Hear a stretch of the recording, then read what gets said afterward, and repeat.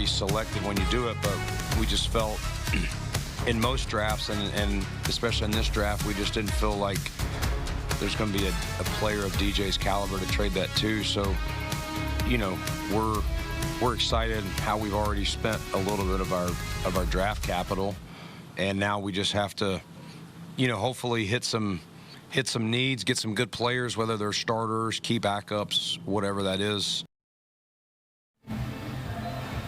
All eyes on Brandon Beane and the Bills as the first round of the NFL draft is coming up on Thursday. Of course, the Bills have the 26th overall pick. Welcome to Bills Kickoff Live. We're at the BFLO store here on Transit Road in Buffalo. I'm Josh Reed alongside Thad Brown. That is Carl Jones. That is Matt Perino from Syracuse.com. Thad, wide receiver is a topic that we've heard plenty about over the last couple of off seasons. The Bills already addressed it with trading for DJ Moore. We heard Brandon Beane talking about it a little bit there. So they were able to address a little bit of that need already this offseason. I don't think it precludes the Bills from taking a receiver in the first round. I think it's less likely, and the closer I get to draft day, I really think the Bills have other needs that Brandon Beane will probably want to fill when it comes to day one of the draft. Because DJ Moore, at the very least, I think he settles down the room. Not only do you get a competent, professional, #1 type receiver, but now Khalil Shakir is in a more comfortable role. Dalton Kincaid is in a more comfortable role. Josh Palmer can be the third receiver. So I think you take that whole group and you've not just improved your #1 spot, but you've probably made a lot of receivers around DJ Moore better as well. Now, like you said, that doesn't preclude them from taking a wide receiver. And, of course, there's plenty of options. We'll see how many of those are still around, Carl, when pick number 26 comes to the Bills. Any prospects that you're looking at that you think would best fit what Joe Brady wants to do on the offensive side of the ball? I really love the idea of Casey Concepcion. When you look at his draft profile, a lot of experts say he's a separator. He's a natural guy with the ball in his hands, and I think that fits what Joe Brady likes to do. You see that he's a player that you spit the ball out to him quickly, whether it's via slants, screens. He can make things shake after that. So I love the idea of Casey Concepcion, and if he became a Buffalo Bill, it would fit. Carl was reading my mock draft this morning because I took Casey Concepcion in a very small trade back, and there's so much to like about it. And don't forget, he was born in Rochester, New York. His father actually played football at the university at Buffalo, and his favorite football team, the Buffalo Bills. It's like a match made in heaven. But I do think... Hold on. His favorite Rochester sportscaster is Thad Brown. I did read about that. I didn't want to make it that too big. So surprised we even had to mention it. Exactly. Listen, there's going to probably be... There's 6 wide receivers that can go in the first round, and there's probably going to be maybe 1 or 2 of them on the board for the Buffalo Bills, and they just got to figure out, is it their flavor? Denzel Boston's a guy that's been mocked to them a ton. Daniel Jeremiah gave Denzel Boston to the Bills a couple of months ago in one of his first mock drafts. Says he's heard the Bills want a bigger bodied wide receiver. I don't necessarily feel that, because like the last time they tried to do it with Keon Coleman, we're in year 3, and it hasn't necessarily worked out yet. So I love Casey Concepcion's game, and I think it's another, to your point, a guy that they could throw into the mix, and Joe Brady can kind of get creative with it. I do think, by the way, I am team bigger-bodied receiver. I love Concepcion. I think he might be the best receiver in the first round of this draft, including Carnell Tate, Jordan Taysom, etc. But the Bills already have in Shakir and DJ Moore and Kincaid catch-and-run kind of guys, screening kind of guys. They don't really have that big-bodied guy because, like you said, the one they tried to take has not worked out. I think it is a better idea to balance out the passing game to try and, yes, take another swing on the guy that is what Keon should be. I wouldn't be against Concepcion or a guy like that because I like him, Concepcion, but I do think Boston, if you want to go later in the draft, Chris Bell, Chris Brazzell, those are the guys that I think better fit this offense. I want to throw another name out there. The guy from Georgia State, Ted Hurst. I really like him. He has got elite size. He's got elite speed. The only thing going against him really is he played at Georgia State, and everybody says, well, what will he do against that elite level competition? Here we are, Bills sitting at 26 overall, right? So the idea of trading up, which we've seen Brandon Beane do in the past, probably isn't on the table, Carl. Trading back, that might not be on the table either, just because you got to find a dance partner. Yeah, it takes 2 to tango. Everybody wants to trade back in this draft. You look at any expert analyst, they all say, listen, the meat and potatoes of this draft is like from 20 to 60. So that means you want as many bites at the apple during that range as possible. So I'm sure Brandon Beane's like, listen, if I can get like a pick, I don't know, 33 and like a 59, I think that would really help out him. But once again, it takes 2 to tango. I will say there are 2 positions that if you're a Bills fan, you should keep in mind Thursday night. Quarterback, University of Alabama quarterback Ty Simpson. Arizona Cardinals are believed to like him a lot, so maybe that's a trade partner. And then also, if there's a run on offensive tackles starting around 20, there are some teams right behind the Bills that will love to get one of those guys. You think about the Houston Texans, you think about the San Francisco 49ers. Keep those two positions in mind Thursday. You mentioned offensive tackle. Matt, let's talk defensive tackle. The interior of the Bills' defensive line, I don't know what it's going to look like. I don't know that anybody can say for certain what it's going to look like with Jim Leonard's new defensive front. Are there any prospects in there that you like? I know before the show we talked about D tackles, and you were like, I don't really like that idea at all. Because they have a bunch of, like, penetrating defensive tackle. You think about Ed Oliver, even Deion Walker, the big dancing bear. He's more known for his ability to rush the passer than he is as a run defender. But here's the big thing, and you got to think about it through this scope when you're thinking about the draft. How do the Bills view these guys? I think that they view Deion Walker as a guy that can play that nose tackle in the 3-4 scheme under Jim Leonard. Is he meant to play that role? Probably not, but how they view him and how they're going to deploy him. They also think pretty highly, apparently, of Dwayne Carter coming off of that Achilles. I don't know if I'm there yet to have that kind of expectation that he can even be a part of the rotation, but guys like Lee Hunter, Christian Miller, both of those guys were brought in on top 30 visits. And what do we know about the Bills over the last couple of years? They bring you to Buffalo during the draft process. That means they usually like you. And, oh, by the way, back to your wide receiver point, Skylar Bell and Concepcion brought in on top 30 visits. That's a very specific flavor of wide receiver. Thad, I want to ask you about defensive tackles a little bit here really quick. The one guy that's mocked a lot to the Bills is the inside nose tackle there from Ohio State, McDonald. Yeah, Caden McDonald. The thing about him is he does one thing. He stops the run, and he does it from the nose tackle position. That's something that we don't think Deion Walker might exactly fit. In a draft where there's so much of uncertainty and not a lot of top-end talent, in McDonald, you get a sure thing against the run, and there's benefit to the Bills doing that in a draft where at 26, there's not a whole lot of sure things. We are going to take a quick break. Coming up on Bills Kickoff Live Draft Preview, we're going to stick with the defensive side of the ball. Take a look at the safety position. Look, we know what they have in Cole Bishop now. What an outstanding season he had. But could they look to add to that spot through the draft? Stick around. We'll be right back.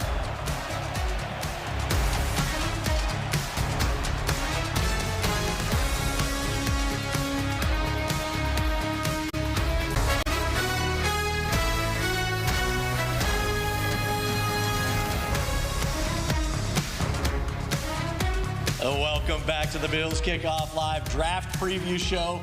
We are at the BFLO store on Transit Road. As we continue to look ahead to the first round of the draft coming up on Thursday, the Bills sit at 26 overall. For now, as we've seen Brandon Beane not afraid to trade up or trade back in the drafts in previous years. Let's look at the safeties right now. We talked about a little bit earlier in the show that Cole Bishop has solidified one of those spots, clearly coming off a monster season. The other one, C.J. Gardner-Johnson. I really like the fact that they brought him in because that's not the type of guy I think would have fit what Sean McDermott looks for in a player. But Thad, holy smokes, he's going to bring an edge to that defense. For sure. I mean, C.J. Gardner-Johnson is a guy that creates chaos, creates big plays, turns plays. On the field, I know where you're laughing. I'm going to get to that in a minute. On the field, though, he can easily turn offense into defense in terms of being able to create turnovers and get Josh Allen back the ball. Whether he lasts the whole season with the Bills remains to be seen. That really great defense in Houston last year, he was gone in the first month of the year. So you got to be able to fit the personality in. But from the point of view of the draft, I think the Bills had to do it because you look at the two guys at the top of the safety list, Caleb Downs, Dylan Thieneman, they're probably not going to be available at 26. After that's Manuel McNeil Warren from Toledo. I'm not a big fan of spending a first-round pick on him, so that's not a spot in this draft where I think the Bills could have expected to land a starter. C.J. Gardner-Johnson covers that spot, that problem. I want to talk about Thieneman, Carl, because, I mean, he is as impressive as almost every player in this draft. You watch what he did at Oregon. I mean, he was all over the field, and he did it whether it was playing in the deep end or up in the box. That guy can play everywhere. Somebody's going to get a home run in Dylan Thieneman. Unfortunately, as Thad said, probably not going to be the Bills at 26. But I'll say this. We say this every year about back-end players that are not cornerbacks, nickels and safeties, and we say, man, they're impressive. There's no way in God's earth that they'll drop to the back half of the first round, even the second round. Cooper DeJean just did so 2 years ago. Kyle Hamilton just dropped from top 5 to 14 the year before that. So I think there is a distinct possibility. I don't think it's great, but there's still a chance Dylan Thielemann's on the board at 23, and everyone's at home like, is there a chance? Pull the trigger. So listen, he's a great ball player. He can do everything at all 3 levels, and if he became a Buffalo Bills in that small chance scenario, you should be pretty ecstatic.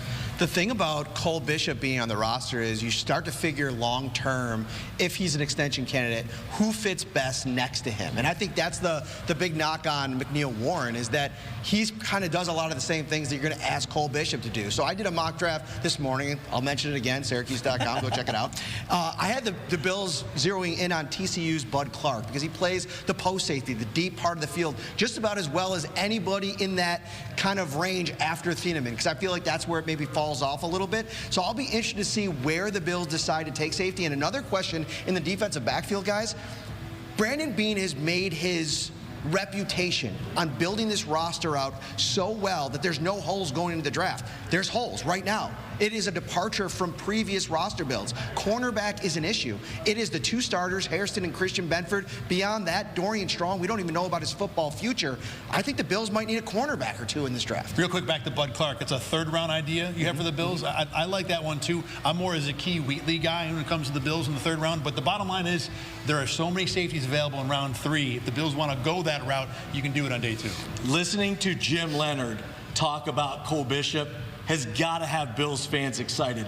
What he could potentially do, moving him around as a chess piece, I have a feeling that all of us are going to be at Fisher when training camp rolls around going, oh, where's Cole Bishop on this play? Where is he on this play? What's he doing here? It's going to be a lot of fun to watch. We're going to take a quick break. Coming up on Bills Kickoff Live Draft Preview Show. We're going to kick it outside a little bit, take a look at some of the edge rushers who may fit the Bills' need at 26. Stick around. We'll be right back.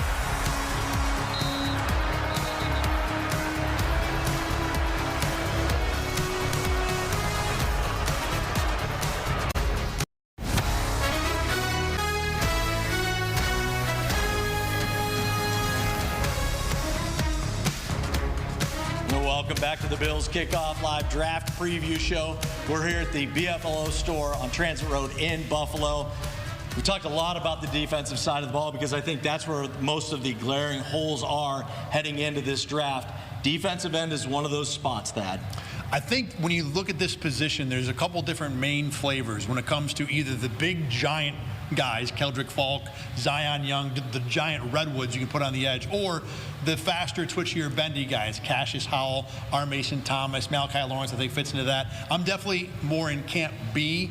I think the thing is with edge, and this is a more bigger picture idea with the Bills, the thing this team has always lacked is that difference maker in the playoffs, the Chris Jones, the guy outside Josh Allen that can really impact the game in January.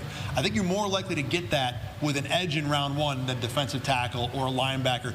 Wide receiver would be in the group of guys who could have that kind of impact as well. So the big argument to me for edge is you're getting a lottery ticket that could be millions of dollars, not more of a eat your vegetables type pick with a defensive tackle like Caden McDonald. The position that I've started to fall in love with more and more as we get closer and closer to the draft, and the idea for the Bills at 26 is linebacker. I think it's not only a need of position, a positional need, but I also think there's talent there, and it's going to be on the board at 26 when the Bills look to select. Who do you like at linebacker? I do like Jacob Rodriguez as a prospect. I honestly think that he's going to be one of those players where it's going to be like, how did he last to the back end of the first round, early parts of the second? But here's my idea about linebacker and why I'm not so high on it. 2 reasons. One, Brandon Beane in the first round has only, outside of Dawson Kincaid, all of his first round picks have been premium positions. Edge, wide receiver, Josh Allen back in the day, tackle. All of those players are high-paid positions. Linebacker is not that. Also, when you're going back to 2020, how many linebackers do you think are still on the team that drafted him in the first round? 2. Jack Campbell and Jahad Campbell, who got took last year. It's a position that takes a long time to develop, and I don't know if I want to spend an asset, premium one, on a player who's not going to be good until year 3 or 4. Matt, tell him why he's wrong. I was high on this idea, but Carl just literally talked me out of it as we sit here and talk on this stage. Don't let him do that to you. You know, the other piece of it, to your point, is there isn't a lot of developmental time. What have been the big knocks on Brandon Beane and his draft class over the last couple of years? It's taken guys a couple of years. Maxwell Hairston, he looked good at times last year. He was kind of injury plagued. Cole Bishop, we're talking about him completely different than we did after his first season. And you can't afford to go out and get a guy if Jacob Rodriguez is going to take some time to develop.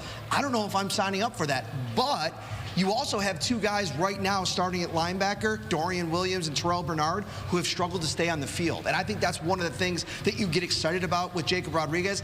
I'm with Carl, though. I'm probably not pulling the trigger at 26, but if you could trade back, whether it be to the back end of the first round or early in the second round, I'd probably be more comfortable with it. Another name to think about is Josiah Trotter, who came in out of Missouri on a top 30 visit. They like him a lot. I've heard people raving about him throughout draft circles. He's a name to keep an eye on. The one thing about linebacker is, we've talked about a few other positions, safety. They don't need a starter right now. They have C.J. Gardner-Johnson. Corner, they have 2 starters. Edge, you can make an argument, but there's guys there. They need a linebacker to start. I mean, Dorian Williams, I like him. I don't want to count on him as one of the 2 guys that I'm going to start at linebacker. So now they can get somebody after the draft in free agency, but that is a glaring, I need something right now need, and maybe the only one the Bills have. Matt, you mentioned the concern of taking too long to develop. Sean McDermott's no longer here. Jim Leonard, let's see if he can develop these guys a little bit faster on that side of the ball. I love Jacob Rodriguez from Texas Tech. Over 120 tackles last season, 7 forced fumbles, 4 interceptions. Oh yeah, and by the way, his wife is a pilot for a Black Hawk helicopter. So he's the second toughest person in his household. That's all I got to say about that guy. We're going to take a quick break. Coming up on Bills Kickoff Live, we're going to wrap things up, kind of give you a few of our final thoughts, what we can look for at the Bills at number 26 coming up on Thursday.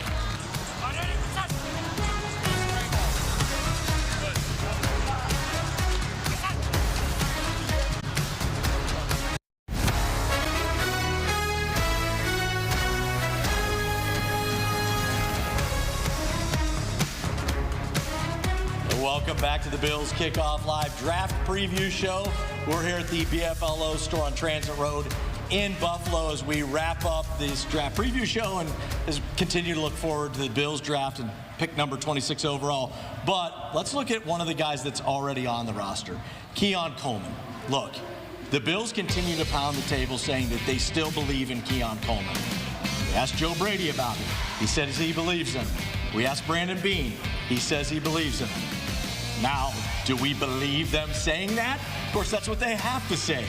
But that, if they get a call and the price is right, the draft rolls around, I got a feeling that Keon Coleman could be playing somewhere else next year. Underline if the price is right. Yes. I'll be surprised if they get that call. But You're right. I think they would be happy to move on from Keon Coleman at this point. Unfortunately, what Terry Pegula said about Coleman way back in January, I think totally tanked his trade value. Right now, I don't see anyone in the league calling the Bills and expecting to need to pay anything more than a 6th or 7th swap. But if you get someone that wants to package Keon in a move that makes sense for you, I think the Bills would take it in a heartbeat. All right. Let's look ahead past pick number 26. Some of the later rounds. We know they don't have a second-round pick right now.